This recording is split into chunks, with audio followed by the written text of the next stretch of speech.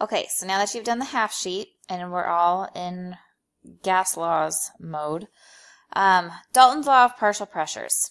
Super easy. All it says is that the total pressure is equal to the sum of all of the pressures of everything that's in it. So like in the room, right now in the classroom, the total pressure there is going to be the pressure of the oxygen, of the nitrogen, of the carbon dioxide, and anything else all added up together. Okay. Now we use this thing called a mole fraction. Now, a mole fraction is like percent composition, but it's not a percent, so you don't have to multiply by 100.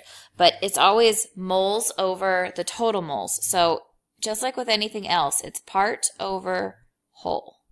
Okay? So you'll take your moles of, let's say we're dealing with oxygen, you'll take your moles of oxygen and then divide it by all of the moles. So you find the total moles there, and that's what mole fraction is. Okay, so that's how you do it. Let's see here. So now it says, what is the total pressure exerted by a mixture of 2 grams of H2, 8 grams of N2, and 12 grams of argon in a 10-liter vessel? Well, here's how you can do this. There's actually 2 different ways. To me, one way is a little bit longer than the other, but they both get the job done. So first thing that you can do, take all your grams and convert those into moles. Okay? Ugh, it's so ugly. I'm really sorry.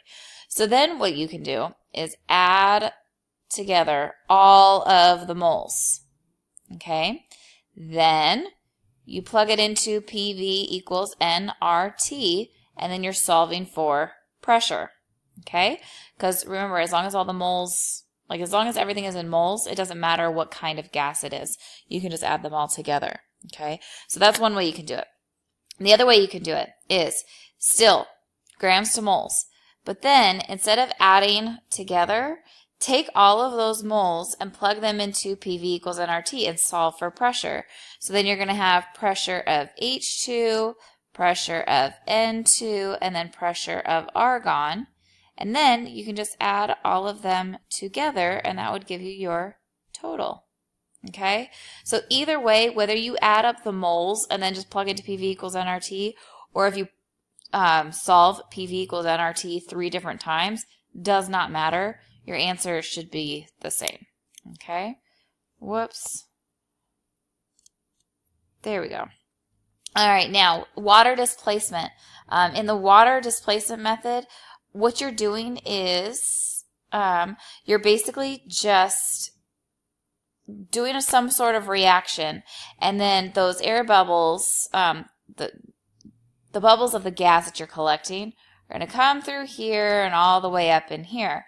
Now, because you're collecting it over water, most of the particles are going to be the substance that you want, but you're going to have some water vapor because there's always going to be some water vapor that's hanging out above whatever water level you've got. Okay, so when you're doing a water displacement method, you have to account for that water vapor and get rid of the pressure that's caused by it.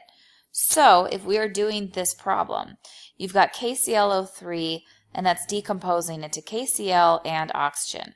Now they're telling you that you are producing 25.5 mils of oxygen gas.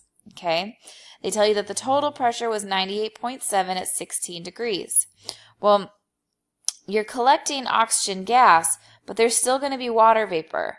So that doesn't mean that the pressure of the gas, of the oxygen gas, is 98.7. It's actually 98.7 minus 1.8 because that's the water vapor pressure at 16 degrees Celsius. Okay? So you're going to take 98.7 and then you're going to subtract 1.8 to get your new pressure of oxygen. Okay? Then what you're going to do is plug this into PV equals nRT. Okay? But when you do this, when you plug it into PV equals nRT, you're solving for N, right? Because the question is asking how much. But the trick is that it's asking for how much KClO3, not oxygen. So once you get moles of oxygen, when you have moles of O2, then you're going to get 2 moles of KClO3 using our lovely mole ratio and stoichiometry, and then you'll get 2 grams of KClO3. Okay? So that's how you solve that type of problem. If you want to pause it and then try it on your own, then have at it. All right, Graham's law of effusion and diffusion. Remember that effusion is when a gas passes through a tiny pinhole. Diffusion is when it like spreads out across a room. So like cooking popcorn, you can smell it within 30 seconds because of diffusion. Now, lighter gases are always going to move faster because they're lighter, and so it's easier for them to move around, which means they have a higher effusion or diffusion rate. It doesn't matter really with diffusion and effusion. They're 2 different things, but all the rules are the same for them. Whoops. I do that every freaking time. There we go. Okay, so here's your equation. The rate of effusion for gas 1 over the rate of effusion for gas 2 equals the square root of the molar mass of 2 over the molar mass of 1. Now notice how on the left side it's gas 1 over gas 2, and on the right side it's the mass of 2 over the mass of 1. Don't let that mess you up. Now, the kinetic molecular theory applies to ideal gases, but if you remember from last year, you learned that ideal gases do not exist, okay? And why not? Well, mainly because gases do exert some attractive forces on each other, and gases have a finite volume, okay? So here's what I mean by that. Now, at a higher pressure, you have these particles, you have these gases here, right? Now, in reality, they're not just hanging out there. They're, spread out all around here, and they're just filling up this space.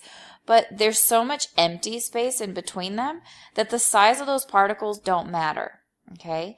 Now, if you have a very, very small volume, meaning a really, really high pressure, now the volume of those gases are significant because you can only compress a gas so much. The ideal gas law assumes that you can compress a gas until it's nothing. But that isn't true because a gas isn't just nothing. It actually has volume, right? The molecules do have some volume. It's not a whole lot, but it is some. And so at really high pressures or very low volumes, this is where the volume of the gas is going to be significant. Now,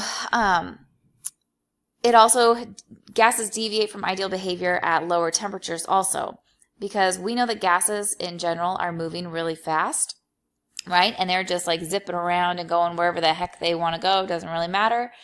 But the slower they're moving, the more easily they're going to be able to attract each other. Okay, so this is where intermolecular forces come into play. So if you have these slower moving gas molecules, now they can kind of be attracted and be like, hey, what's going on? So they're not as independent anymore, which means that the amount of collisions that they have is going to be altered a little bit. And then you've got this equation. Now, don't freak out about this equation, okay?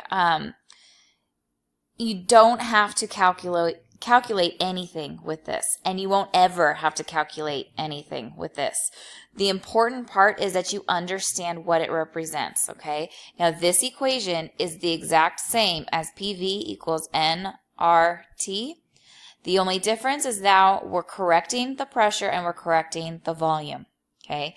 Now, this value here is correcting for intermolecular forces because, like I just said, if you have intermolecular forces going on, you're going to affect how many collisions are occurring, which is affecting the pressure, right? Now, on this side here, you're correcting for the size of the molecules because at like lower volumes and stuff, the size of the molecules are going to be significant. So that's why there you're correcting for volume. Okay. Again, you don't have to calculate with this. You just have to understand what it's doing. Okay. All right, so let's say we've got this question here. We've got 25 degrees Celsius and 1 atm. Which of the following gases shows the greatest deviation from ideal behavior, and give 2 reasons for your choice? So it might be helpful to draw these out. Go ahead and think about it. All right, so if you did this correctly, your answer should be SO2, and there are 2 reasons why. First of all, SO2 is polar. If you drew all of these, you should see that SO2 is polar. Well, we know that stuff that's polar is going to have greater intermolecular forces. Greater intermolecular forces means it's not really going to behave as ideally as we would like. The second reason is because SO2 is a much larger, much heavier molecule than the other 3. Okay, and so because the size of the molecule itself is larger, then the volume's going to be more significant much sooner. All right, so part B, real gases approach ideality at low pressure, high temperatures, or both. Explain these observations. You need to be able to explain why at low pressure and at high temperatures particles are going to behave more ideally, right? If you have low pressure, that means those particles have a lot of space to move around, which means that the volume of those particles won't matter, okay? If they're at really, really high temperature, they're zooming around really fast. They don't have time to be attracted to any other molecules because they're moving super, super fast. Okay, so that's why real gases will approach ideality at low pressure and high temperature, and then they will, become more of real gases will deviate. That's what I was going for. Deviate from ideal behavior when you increase the pressure and lower the temperature. All right. Okay, here's your bookwork, okay, for this chapter. Please read the book or look at their practice problems if you are struggling with this. I promise when I get back, we will go over all of it. So I get back on next Wednesday. So I will go over all of this stuff with you guys. But I need you to try to do as best you can on your own. Okay. And I hope you have a wonderful day and a wonderful weekend. I will see you on Wednesday.